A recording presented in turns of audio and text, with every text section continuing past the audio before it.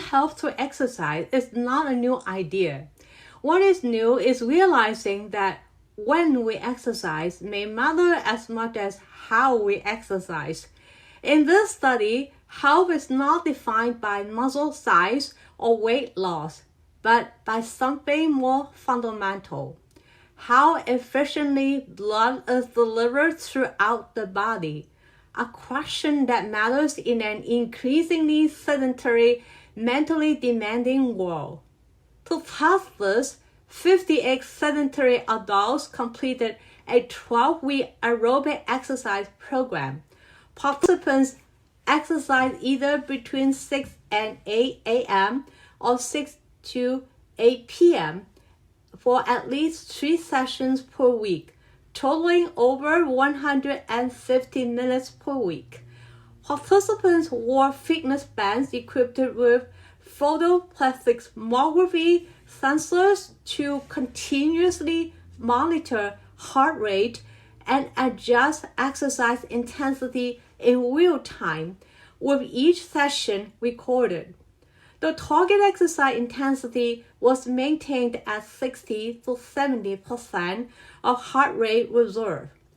Blood pressure was measured at the left brachial artery using an automated sphygmomanometer, while right carotid artery hemodynamics were assessed simultaneously by Doppler ultrasound, ensuring that pressure and flow reflect the same systemic circulation originating from the heart. After 12 weeks, arterial stiffness declined significantly in both exercise groups, while no change was observed in controls. Participants in the evening group began with stiffer arteries and experienced a larger proportional softening, indicating structural remodeling of the arterial wall, not simply a pressure effect. The mechanical force required to stretch the artery decreased more strongly with evening exercise. Because mean blood pressure remained unchanged, this improvement reflects arteries becoming more flexible, able to expand and recoil more easily with each heartbeat, rather than a reduction in cardiac output. Systolic pressure fell modestly, only 3 to 5 millimeters of mercury, reflecting improved vascular efficiency rather than a primary blood pressure effect. More elastic arteries expand gently with each heartbeat and recoil smoothly afterward, reducing smooth muscle workload while preserving perfusion. Blood flow became smoother along the vessel wall with higher forward-directed shear stress and less oscillation. As a result, less energy was lost to friction and resistance, allowing each heartbeat to transmit blood more efficiently along the artery. The efficiency only matters if it serves a purpose. Is the brain receiving sufficient oxygen when exercise is timed correctly? Are arteries opening and closing in harmony with each heartbeat? And does exercise at different times of day change how the autonomic system communicates with the blood vessels that feed the brain? To answer these questions, all measurements were performed between 8 and 9 a.m., a deliberate choice to reduce circadian variation in vascular tone, blood pressure, and autonomic activity. By fixing the measurement time, differences observed at 12 weeks reflect training-induced adaptations, not time-of-day physiology. But diameter alone does not tell the whole story. The key question is whether these vessels are delivering enough blood to the brain. To answer this, the scientists examined blood flow velocity in the right carotid artery. From the same Doppler waveforms, they derived FV max, the peak systolic center-line velocity, and FV mean, the time average velocity across the cardiac cycle, would together indicate how efficiently and consistently each heartbeat delivers blood toward the brain. After 12 weeks, both exercise groups show clear increases in blood flow velocity, confirming improved blood delivery. These gains are strongest and most consistent in the evening exercise group, more modest in the morning exercise group, and absent in controls. Notably, these measurements were taken the next morning, long after the last evening exercise session, indicating chronic vascular adaptation, not a temporary post-exercise response. The final question is simply, how much blood actually reaches the brain with each heartbeat? By integrating artery diameter and blood flow velocity, the researchers calculate blood flow rate, the true measure of blood delivery. After 12 weeks, both exercise groups increase blood flow to the brain, but evening exercise does so more strongly and more consistently, while the control group shows no meaningful change. Evening exercise leads to wider arterial opening, faster flow, and greater volume delivery, producing the most robust and lasting improvement in cerebral blood supply. Did the scale move? No. Across all groups, total body weight remains essentially unchanged over 12 weeks. And that's the point. Health is not about the scale. It's about body composition. Morning and evening moderate intensity aerobic exercise significantly reduce body fat by 12 weeks, even though body weight stays the same. Where that fat comes from matters. Visceral fat, the metabolically dangerous fat surrounding internal organs, declines with exercise.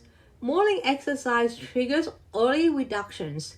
Evening exercise takes longer to engage, but once it does, the decline becomes a deeper and more sustained. This is not rapid fat loss. It is a time-dependent metabolic adaptation. Subcutaneous fat behaves differently. Unlike visceral fat, it is largely preserved. This matters because subcutaneous fat provides structural support, cushioning, and lubrication, allowing muscles and connective tissues to glide smoothly during movement. Evening exercise shows a time effect here without depletion.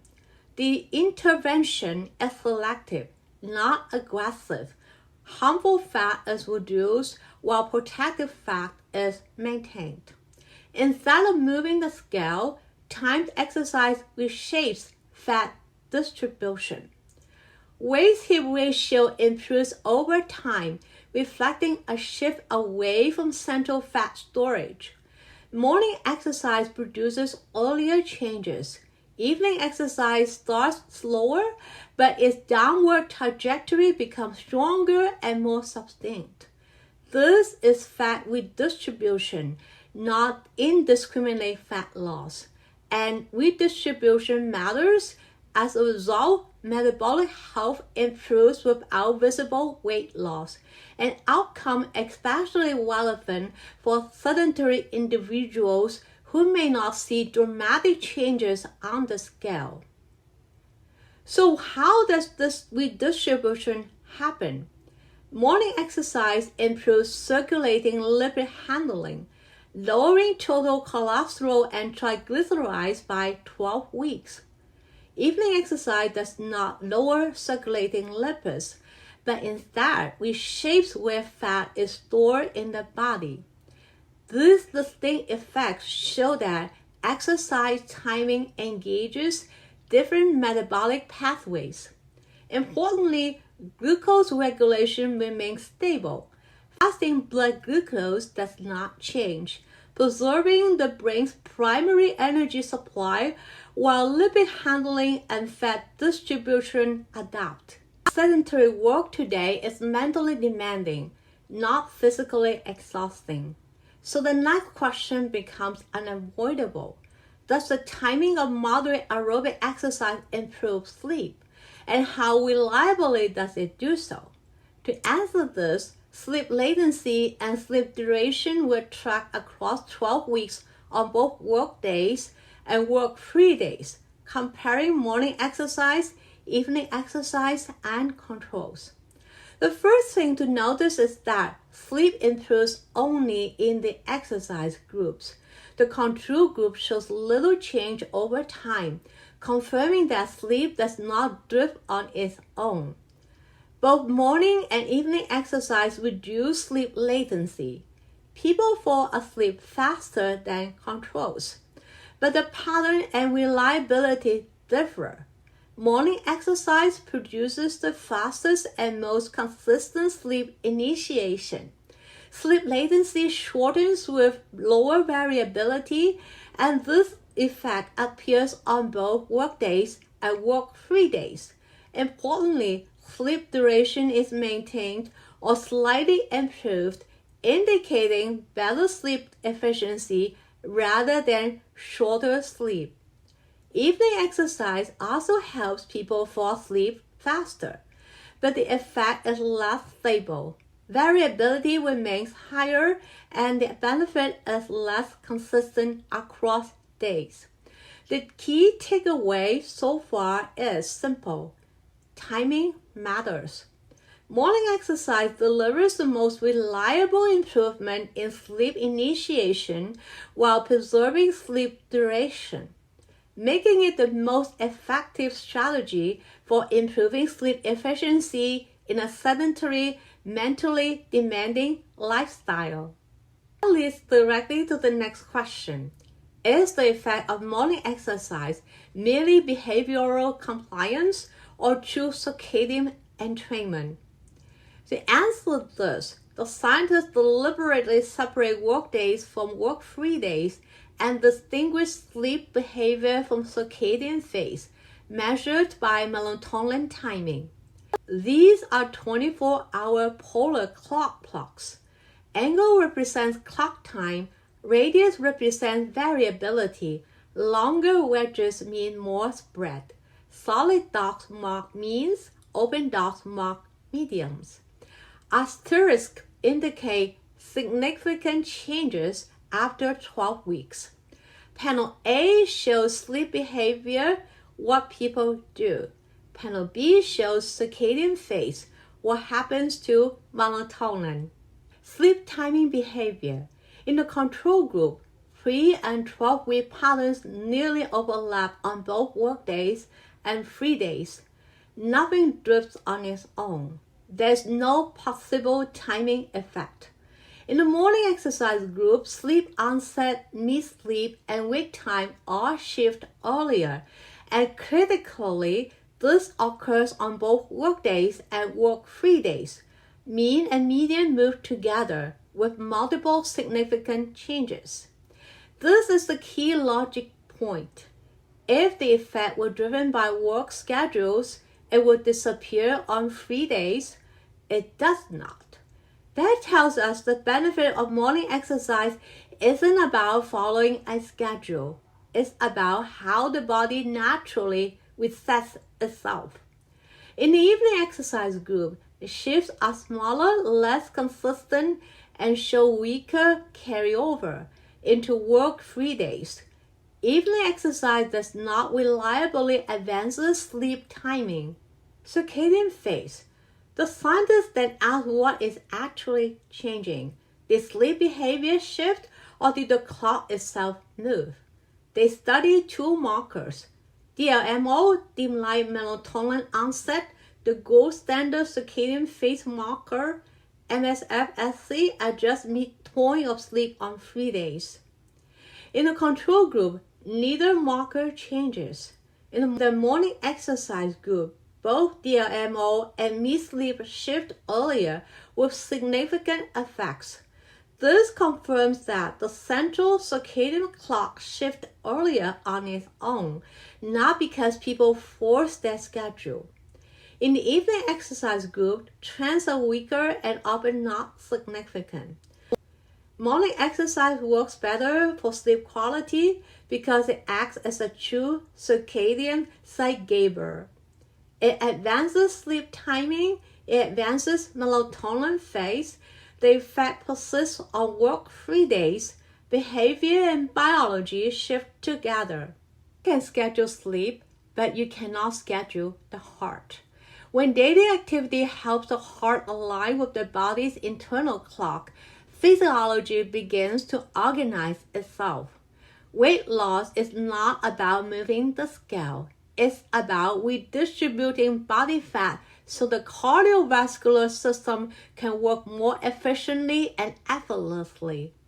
And when blood flow becomes more efficient, when the brain receives a steady supply of fresh oxygen, sleep no longer has to be forced.